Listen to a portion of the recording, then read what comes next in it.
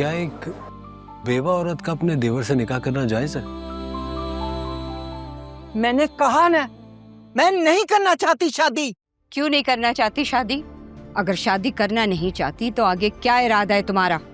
और वैसे भी बगैर मर्द के ये पहाड़ जैसी जिंदगी कैसे काटोगी? वो मेरा मसला है, काट लूंगी मैं। तो ये क्या रखता है? ये बड़ी बहादुरी का काम है? ये गलतफहमी है तेरी। शादी तो तुम्हें करनी पड़ेगी बीबी।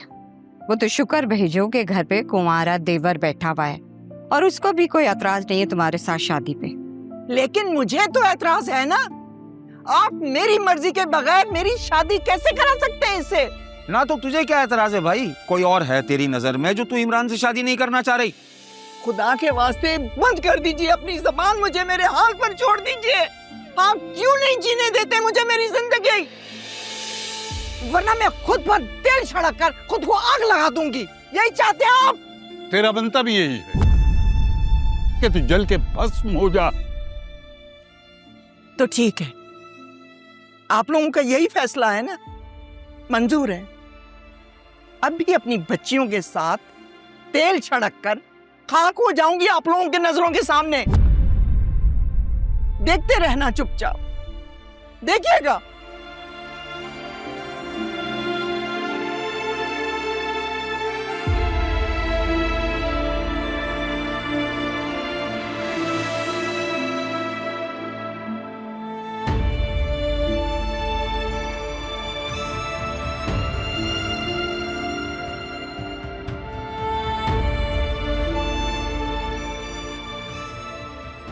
मैं इस माजी की दुखों की पोटी को कैसे खाली करूं? शादी कर लें आप। बहुत पहले ही कर लेनी चाहिए थी, लेकिन नेक काम के बारे में ऐसा नहीं सोचते कि देर हो गई। मजाक बनवाऊं अपने आप का सबके सामने? ये क्या कह रहे हो तुम? अपने बच्चों के लिए अपनी अना को बेच देना कोई बड़ी बात नहीं होती भाभी जी। अपनी जात के लिए अपनी अना को फना करना सबसे अहम होता है।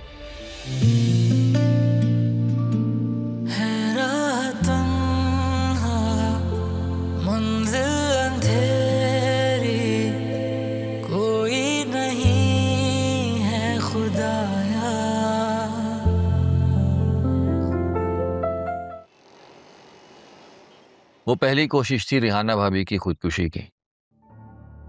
लेकिन वजह क्या थी? वो क्यों नहीं करना चाहती थी वो शादी? वजह तो आज तक कोई भी सही से नहीं बता सका। सबके अपने अपने अंदाजे हैं। और आपको क्या अंदाजा था? मेरा अंदाजा ये है कि उनके हाथ में दूसरी शादी की लकीर ही नहीं। इससे ज्यादा और कोई अंदाजा नहीं है। चाचू, हर वो बात जिसमें आप बेबस हो जाते हैं उसका सारा ब्लेम आप तकदीर पर डाल देते हैं। भाई, जो बात हमारे बस में होती है वो भी हमारी तकदीर होती है, और जिस बात में हम बेबस होते हैं वो भी हमारी तकदीर होती है। पहले तो आप कह रहे थे कि हम अपनी तकदीर अपने हाथों से बनाते हैं, और अब आप तकदीर के हाथों बेबस होने का सबक दे रहे हैं मुझे। अच्छा, तो तुम ये बताओ, तुम अपने बाप की मर्जी के खिलाफ मेरे कहने पे हमारे घर आके टिके हो, किसकी मर्जी से? चाचू, जाहिर है अपनी मर्जी से। राइट। तुम सलमान भाई के घर ही क्यों पैदा हुए? किसी शाही खानदान में पैदा क्यों नहीं हुए? मुझे अगर हर बात तुम्हारी मर्जी से होनी है तो तुम बकिंगम पैलेस में पैदा क्यों नहीं हो गए? तकदीर दो तरह की होती है, एक वो जो तुम्हारे लिए मसावी रास्ते बनाती है, और दूसरी वो जो उन रास्तों पे चल के तुम खुद अपने लिए बनाते। किसी को ज्यादा दौलत दी गई है, किसी को ज्यादा अक्ल, किसी को ज्यादा हुस्न दिया गया है, किसी को ज्यादा शऊर। ये खुदा की कुदरत है जो उसने अपनी नेमतें मसावी तौर पे बांटी। अगर सबको एक जैसी हैसियत दी जाती तो फिर आजमाइश किस बात की होती? देखो, अगर तुम्हें एक जमीन का टुकड़ा मिला है ना कुदरत की तरफ से, अब फिर ये तुम पर है कि तुम उसमें फलों के बाग लगाओ या फिर नशा बनाने वाली जड़ी बूटियां। तुम एक कमरे इम्तिहान में बैठे हो जहां तुमको उन सवालों के जवाब भी देने हैं जो तुमने पढ़े हैं, और उन सवालों के जवाब भी देने हैं जो तुमने नहीं पढ़े। कायनात के जर्रे जर्रे में तुम्हारे सारे सवालों के जवाब है। हर जर्रा कुदरत की एक निशानी है। ये पूरी कायनात दरअसल कुरान हकीम की तशरीह बयान कर रही है, और कुरान हकीम पूरी कायनात का इल्म बयान कर रहा है। सोचो, परिंदा जो है वो 2 परों पे क्यों उड़ता है? वही 1 पर पे क्यों नहीं उड़ सकता? या फिर 3 परों वाले परिंदे क्यों नहीं होते? जबकि कुदरत तो हर चीज पे कादिर है, सब कुछ कर सकती है। ये बात है तुम्हारे सोचने वाली, ताकि तुम्हें तुम्हारी जिंदगी के तमाम मसाइल का जवाब मिल सके, ताकि तुम अपनी तकदीर जो है वो अपनी मर्जी से बदल सको। बज़ाहिर तुम्हें लगता है कि तुम्हारी शादी तानिया से नहीं हो सकती, लेकिन तुम्हारी मुसलसल कोशिश से ये मुमकिन हो जाएगा, चाहे कुछ भी हो जाए। हाँ, हो सकता है इसके लिए तुम्हें जिस्मानी जख्म सहना पड़े या फिर जज्बाती चोट, लेकिन ऐसा हो सकता है। कभी भी तानिया से दस्तबरदार मत होना। जिस दिन तानिया तुम्हारी हो जाएगी, उस दिन तुम इल्मुल यकीन से ऐनुल यकीन के दर्जे पर पहुंचकर अपनी आंखों से देख लोगे कि इस रास्ते पर चलकर इंसान नामुमकिन को मुमकिन बना देता है। रिहाना भाभी आज भी चाहें तो खुद अपने हाथ में अपनी दूसरी शादी की लकीर को तराश सकती हैं। ये उनकी जिंदगी है, उनका मामला, उनके हाथ, उनकी तकदीर। इस मामले में मैं, तुम या कोई और कुछ नहीं कर सकता।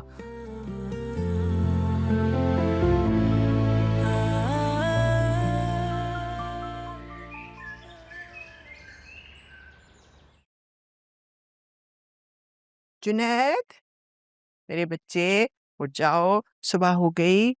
आज पहला दिन ना काम का, नहुसत मत डालो, पहले ही दिन है। उठ जाओ। हम भी सोने दो। चलो भाई, ओ ऑनलाइन ड्राइवर, उठो, उठ के जाके मुझे कॉलेज छोड़ के आओ। वो चल बे चल, मैं नहीं छोड़ने जा रहा। और वैसे भी मुझे फ्री की सवारी छोड़ने का कोई शौक नहीं है। अच्छा, मैं पैसे दे दूंगी ना तुम्हें, उठो।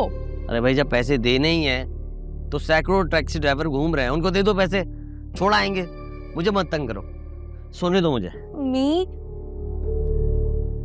अरे अल्लाह, तौबा तौबा भाई, आज लड़की के काम धंधे का पहला दिन है। ये ना हुआ कि उसे नाश्ता करा के भेज देती, लेकिन नहीं बेटा, मुझे तो लगता है कि तुम्हें सुबह उठाने की जिम्मेदारी मुझे लेनी पड़ेगी। यहाँ पे तो सारे के सारे तुम्हारे दुश्मन हैं, वो चाहते नहीं कि तुम किसी काबिल बनो। क्योंकि जिस दिन तुम अपने पैरों पे खड़े हुए ना, तो ये तानिया की डॉक्टरी की जवाब खत्म हो जाएगा। चल मेरा बच्चा उठ, तेरे लिए गरम गरम पराठे डालती हूँ। आज मुंह हाथ धो ले और उसमें मक्खन की टिकिया भी डालूंगी। पसंद है ना तुझे? चल आजा मेरा शहजादा। चल अभी तो कम से कम ये उठ गया, लेकिन आप क्यों इनकी बातें यूं सुनती रहती हैं? बेटा छोड़ो इन बातों को, तुम जाओ, चलो।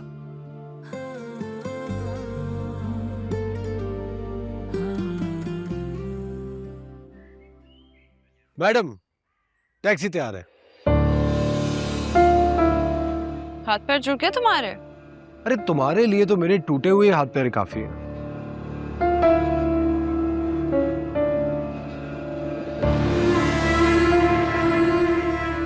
उसे क्या देख रही हो? वो मंगेतर है तुम्हारा, उसके साथ नहीं जा सकती तो चलो।